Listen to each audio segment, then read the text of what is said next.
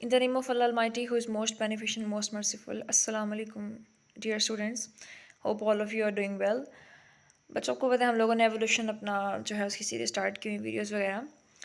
तो इसके अंदर जो है ना आज हमने एलोमेट्री पढ़ना है। ये आपकी डॉक्टर रामी वाली बुक है, इधर से हम कंटिन्यू करेंगे। तो काइंडली आप लोग क्या करें कि अपने मार्कर्स अपने हाथ में पकड़ लें, रजिस्टर रख लें साइड पे और शॉर्ट पॉइंट्स बनाते जाएं, ठीक है, ताकि आपका फोकस जो है वो इसके ऊपर रहे। अगर आप कहें ना कि पेन पेंसिल के बगैर आपका फोकस रहेगा तो ये झूठ है। तो अब आप लोगों ने पकड़ लेनी है, ठीक है, अच्छे बच्चों की तरह। तो अपने टॉपिक की तरफ चलते हैं एलोमेट्री। तो एलोमेट्री के अंदर सबसे पहले मैं आपको बता दूं, आउटलाइन दे दूं कि इसमें हम लोग पढ़ेंगे क्या। सबसे पहले हम लोग इसकी बच्चों डेफिनेशन देखेंगे कि एलोमेट्री होती क्या है, ठीक है। उसके बाद हम लोग इसकी एप्लीकेशंस देखेंगे। एप्लीकेशन के बाद हम लोग तीसरा पॉइंट डिस्कस करेंगे, इसके अंदर हम आइसोमेट्रिक स्केलिंग और एलोमेट्रिक स्केलिंग में क्या क्या है, ये दोनों चीज़ें, इनके बारे में पढ़ेंगे। और उसके बाद लास्ट पे हम लोग एलोमेट्री और एवोल्यूशन को रिलेट करेंगे, ठीक है। तो सबसे पहले एलोमेट्री क्या होती है। तो एलोमेट्री, एलो का मतलब क्या होता है, ये प्रीफिक्स है, इसका मतलब होता है अदर या डिफरेंट। और मेट्री क्या होती है, मेजरमेंट। तो एलोमेट्री राइटर क्या कहता है, एलोमेट्री होती क्या है, इसमें बेसिकली हम लोग बॉडी के साइज़ का रिलेशनशिप चेक करते हैं। किसी भी जानवर के जो बॉडी का साइज़ है उसका रिलेशनशिप चेक करते हैं, उसकी शेप के साथ, एनाटॉमी के साथ, फिजियोलॉजी के साथ, उसके बिहेवियर के साथ, ठीक है। किसको रिलेट कर रहे हैं, बॉडी के साइज़ को रिलेट कर रहे हैं डिफरेंट कैरेक्टरिस्टिक्स के साथ। अब इसमें फिजियोलॉजी क्या है, फिजियोलॉजी के अंदर हम लोग फंक्शनिंग स्टडी करते हैं, और एनाटॉमी इंटरनल स्ट्रक्चर की स्टडी को कहते हैं, ठीक है। तो ये सारी हम चीज़ों को रिलेट करेंगे बॉडी के साइज़ के साथ, इसको हम बोलते हैं एलोमेट्री, मेजरमेंट है। तो इसको सबसे पहले किसने इंट्रोड्यूस कराया जी, इसको जो है वो ऑटो स्नेल ने 1892 के अंदर इंट्रोड्यूस कराया। किसने कराया बच्चों, ऑटो स्नेल ने 1892 के अंदर इंट्रोड्यूस कराया। ये थी इसका इंट्रोडक्शन। अब हम चलते हैं इसकी एप्लीकेशंस की तरफ। तो एप्लीकेशन की अगर हम लोग बात करें तो सबसे पहले पॉइंट में वो क्या कह रहा है कि इसके थ्रू हम लोग अक्सर स्टडी करते हैं शेप का difference in terms of ratio of object dimension. अब इसका क्या मतलब है, in terms of ratios of, ये जो फर्स्ट लाइन में लिखा हुआ है इसका क्या मतलब है। सबसे पहले तो यहाँ ऑब्जेक्ट से मुराद बच्चों कोई नॉन लिविंग चीज़ नहीं है, यहाँ से इससे मुराद है लिविंग थिंग्स ही हैं, ठीक है। अब यानी कि जो लिविंग बॉडी है उसकी डायमेंशन, अब डायमेंशन से क्या मुराद है, डायमेंशन से मुराद है उसकी जो बॉडी है उसका कोई भी मेजरेबल करेक्टरिस्टिक, मसलन के बॉडी का साइज़ है, लेग की लेंथ है, ठीक है, और या आप कह लें उसके हेड का साइज़ क्या है, उसके ब्रेन का साइज़ क्या है, उसकी एनाटॉमी के अंदर डिफरेंट स्ट्रक्चर उनका साइज़ क्या है, ठीक है। तो इसके अंदर हम लोग क्या स्टडी करते हैं, शेप का डिफरेंस इन टर्म्स ऑफ, अब आपको ये बात समझ आ गई ना, ratio of object dimension, object की जो डायमेंशन है उनकी रेशोज के टर्म में, बात समझ आ गई है, ठीक है।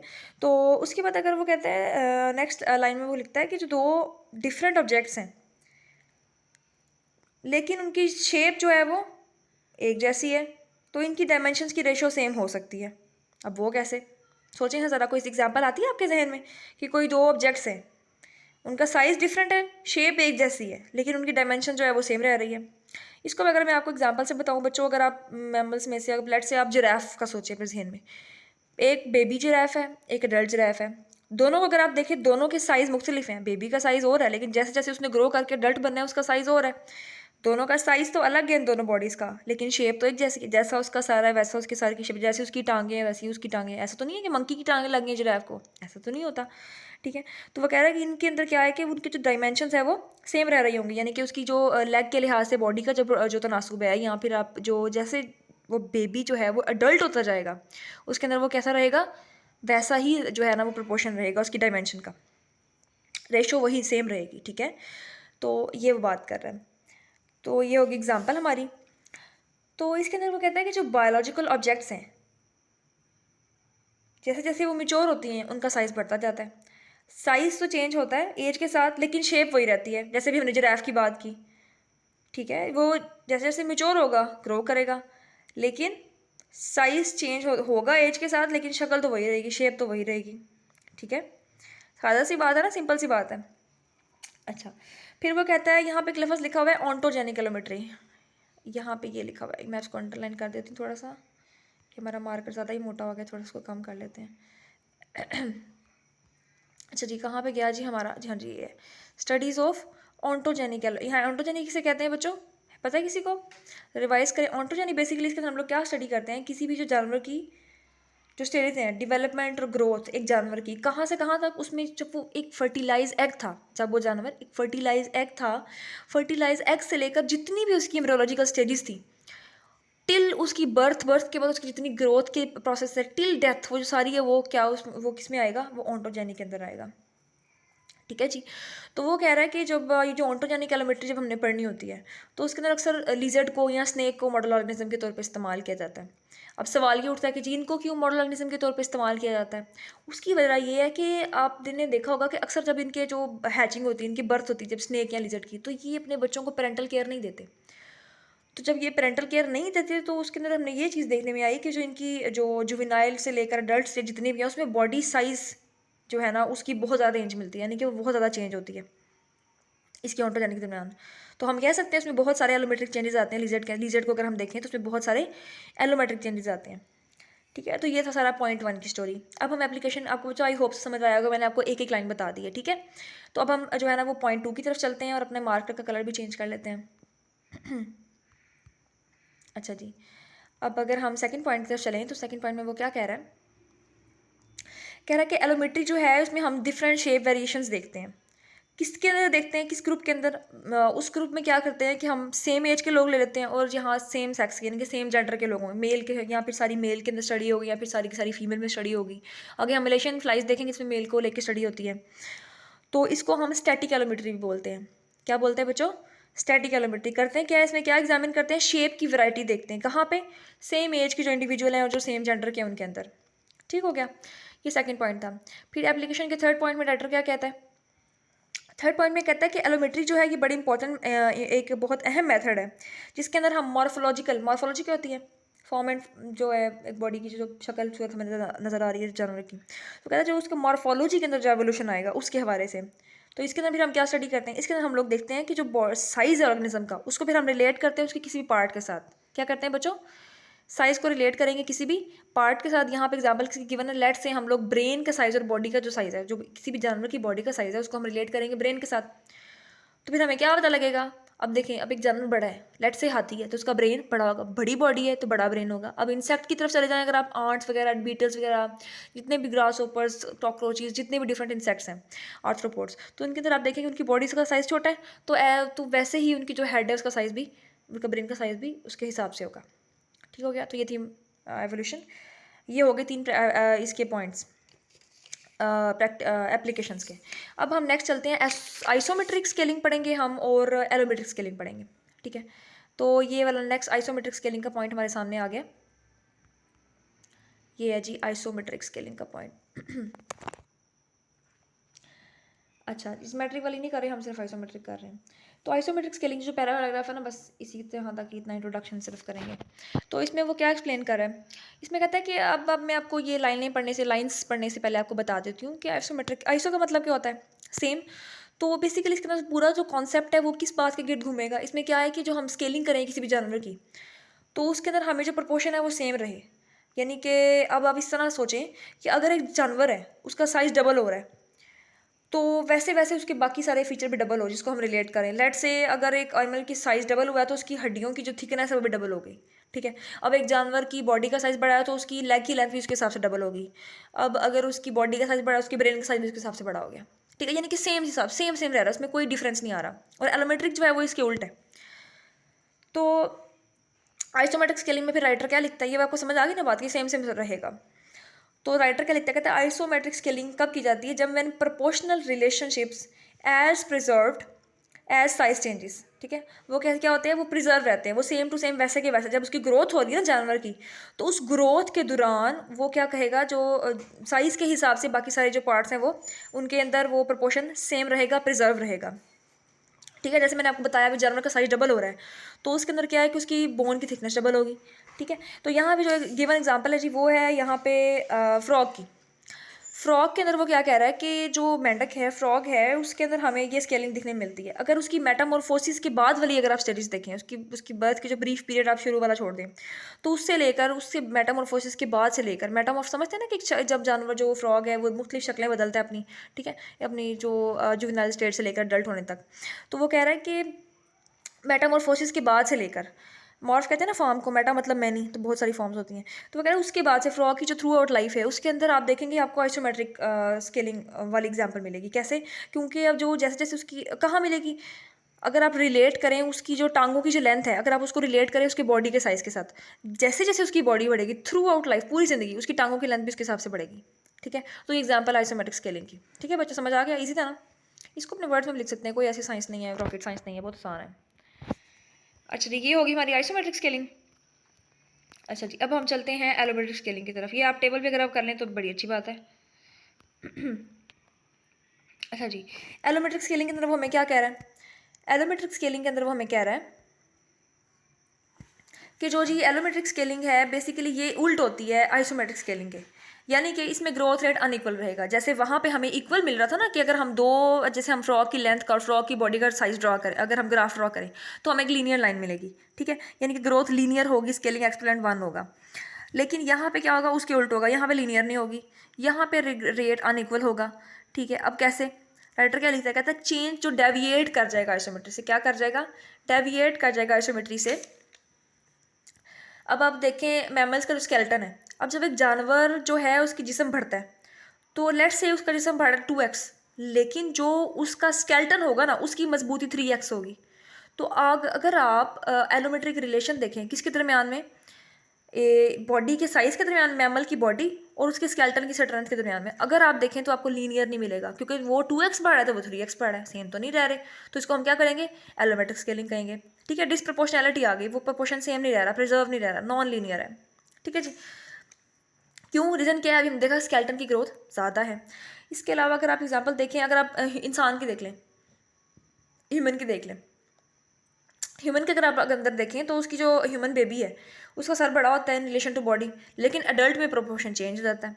अगर चेंज हो रहा है, सेम नहीं रह रहा, तो इसका मतलब आइसोमेट्रिक तो नहीं है, फिर एलोमेट्रिक स्केलिंग है।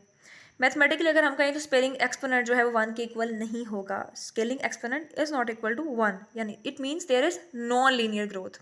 ठीक है, बस इतना, इसमें आपने एलोमेट्री का स्केलिंग का इंट्रोडक्शन बता देना है। और अब अगर आप ऊपर टेबल भी कर लें, वेल एंड गुड। अच्छा जी, नेक्स्ट मूव करते हैं। नेक्स्ट है जी हमारे पास एलोमेट्री एंड एवोल्यूशन। क्या है जी नेक्स्ट बच्चों हमारे पास? एलोमेट्री एंड एवोल्यूशन। आपको आई होप समझ आया होगा, हमने डेफिनेशन डिस्कस की है, सिंपली बता देना कि एलोमेट्री क्या होती है। फिर हमने इसकी एप्लीकेशन की बात कर ली है डिटेल के अंदर। फिर मैंने आपको बताया एलोमेट्रिक और स्केलिंग का और आइसोमेट्रिक स्केलिंग का। ठीक है, अब हम लास्ट मूव करें एलोमेट्री, आपका लास्ट हेडिंग है, इसमें हम एलोमेट्री और एवोल्यूशन के बारे में देखेंगे। तो यहाँ पे आपको लफ्ज़ नजर आ रहा है क्रॉस स्पीशीज़। क्रॉस स्पीशीज़ का क्या मतलब है? मल्टीपल स्पीशीज, यानी कि ज़्यादा स्पीशीज लेके स्टडी होती है ना। तो एलोमेट्रिक रिलेशन को हम लोग अगर पढ़ें, कोरिलेशन को, तो इसमें वो क्या बता रहे हैं? कहते हैं कि जो है ना बहुत सारे जो एविडेंस लिए गए क्रॉस स्पीशीज, यानी कि मल्टीपल स्पीशीज़ को ऑब्जर्व करने के बाद, उनके कंपैरिजन के बाद, उनको कंपेयर करने के बाद, तो बड़ा फ़ायदा होता है इसके अंदर, हमें एवोल्यूशन को समझने में मदद मिलती है एलोमेट्री के हवाले से। वो कैसे मिलती है जी? हम ग्राफ ड्रा करते हैं, ग्राफ प्लॉट करते हैं उनके डिफरेंट कैरेक्टरिस्टिक को लेके। मसलन के तौर पे हम उसकी बॉडी का साइज़ ले लेंगे और उसको किसी भी एक उसके खसूसियत, उसके कैरेक्टरिस्टिक के साथ रिलेट कर लेंगे। ठीक है, अब ये जो हम कर रहे हैं ना कि दो हो, जो कोई बॉडी का साइज़ ले लिया, कैरेक्टर, दो फीचर्स ले रहे हैं और उनको हम लोग उनका रिलेशन चेक कर रहे हैं, तो इस तरह के रिलेशन को क्या बोलते हैं? एलोमेट्रिक रिलेशन। क्या बोलते हैं बच्चों? अंडरलाइन करते जाएं अपनी बुक के ऊपर साथ साथ।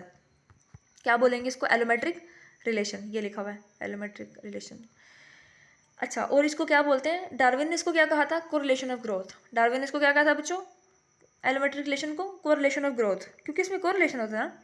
अब मसलन कैसे कोरिलेशन होगा? अगर आप एग्जांपल के तौर पे अगर मैं आपको बताऊं, तो अगर आप ग्राफ ड्रॉ करें, अगर आप ग्राफ ड्रॉ करें कौन सी दो कैरेक्टरिस्टिक के दरमियान में? ब्रेन का साइज और बॉडी का साइज, वर्टिब्रेट स्पीशीज को लेके, तो आपको एक पॉजिटिव रिलेशन मिलेगा। ठीक हो गया? ये था इंट्रोडक्शन एलोमेट्रिक एवोल्यूशन रिलेशनशिप का। नेक्स्ट है, अगर हम एविडेंस लें एवोल्यूशन का एलोमेट्रिक रिलेशन से, हमें कोई एविडेंस मिले भाई, हमें बताओ भाई, सबूत से बताओ हमें ज़रा। तो हाँ जी, इसमें हमें क्या सबूत मिलता है? तो बस उसमें वो कह रहा है कि जो जेनेटिक वेरिएबिलिटी है ना एविडेंस के हवाले से, अगर हमने वो देखनी हो। अच्छा, सवाल इसके अंदर बेसिकली ये है कि एलोमेट्रिक रिलेशन क्या ये बायोलॉजिकली फिक्स होते हैं, या फिर कोई सिलेक्शन, हमने नेचुरल सिलेक्शन पढ़ी है, सेक्सुअल सिलेक्शन पढ़ी है, यहाँ पर सिलेक्शन का कोई रोल होता है?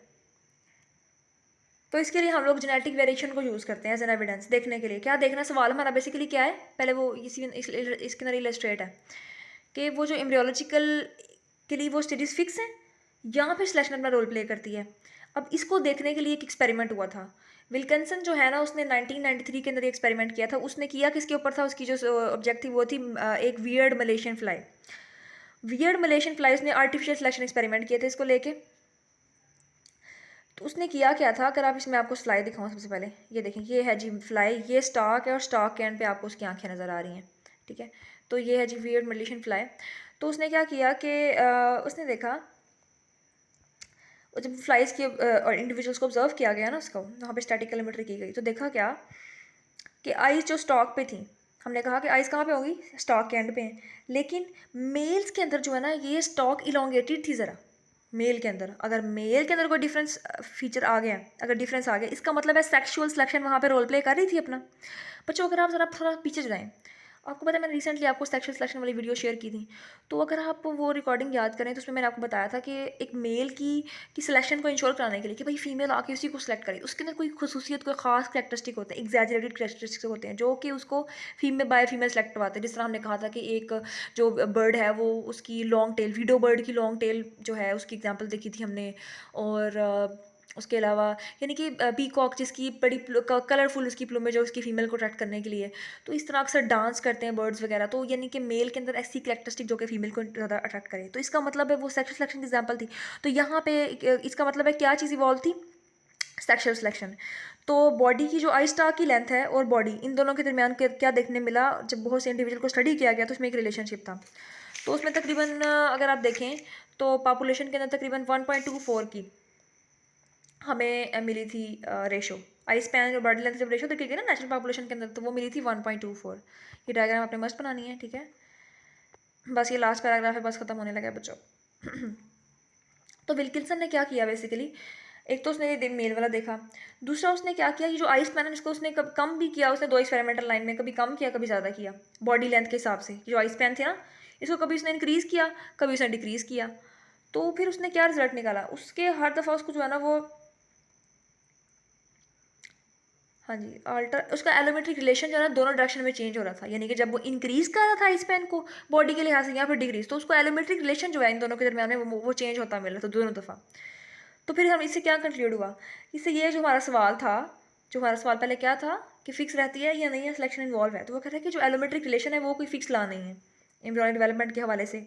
बल्कि विल्किंसन ने ये सजेस्ट किया कि एलोमेट्रिक रिलेशन जो है ना वो नेचुरल सिलेक्शन ने पास्ट में इनको मॉडिफाई करती रही है एलोमेट्रिक रिलेशन को, कि किस कौन से जो कैरेक्टरिस्टिक है वो जानवर के सर्वाइवल को उसको ज़्यादा, क्योंकि एवोल्यूशन जब आती है तो वो किसी भी जानवर को ज़्यादा एफिशिएंसी की तरफ लेके जाती है, उसके सर्वाइवल को इंश्योर करती जा माहौल के अंदर, वो अपने आप को अडॉप्ट कर सके बेटर, ठीक है। तो इसके अंदर फिर क्या रिजल्ट निकला, विल्किंसन ने क्या सजेस्ट किया उसके 1993 के एक्सपेरिमेंट से जो उसने वियर्ड मलेशियन फ्लाई के ऊपर किया था।